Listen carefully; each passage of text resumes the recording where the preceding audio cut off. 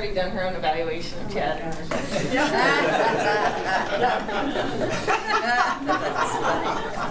Chad, you're like an onion to me. It's every time I hear you speak, I feel like we're pulling back a layer of who you are because you're so mild-mannered and quiet in your normal life. At least how I've known you, that when I hear you speak, I am amazed at seeing all of the different aspects of your life that make you who you are.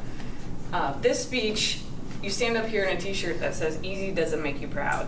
And then you tell us about how your life hasn't been as easy as you thought it would. It didn't turn out like you thought it would 15 years ago. One thing I really liked about your speech was the organization. The opening, the imagery of falling in a hole, and the storytelling that you brought with it.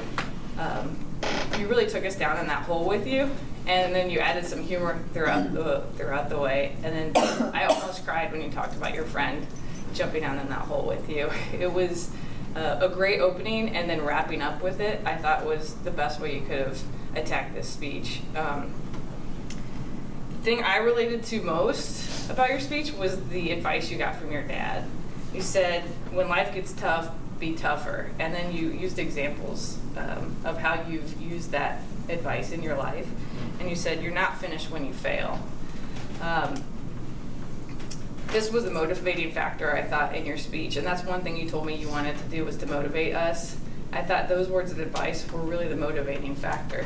I don't think it was necessarily a motivational speech per se. It was more explaining how you came to be where you are today.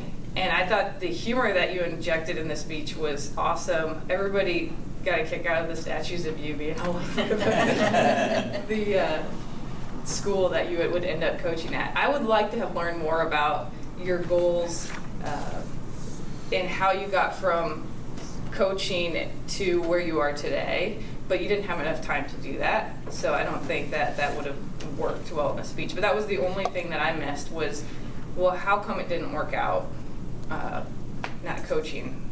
And then you revealed later in the speech that it was wrestling. I didn't know you're a wrestler until now. So that was one of the things that you kind of revealed as a piece of your onion peeling off throughout the speech.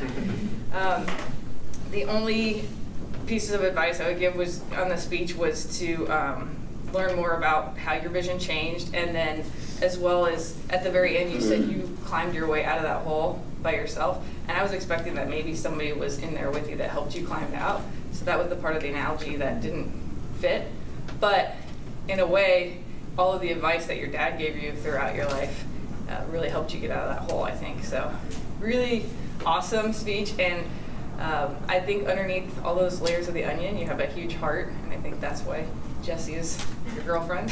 And I hope that this little guy is anything like you in the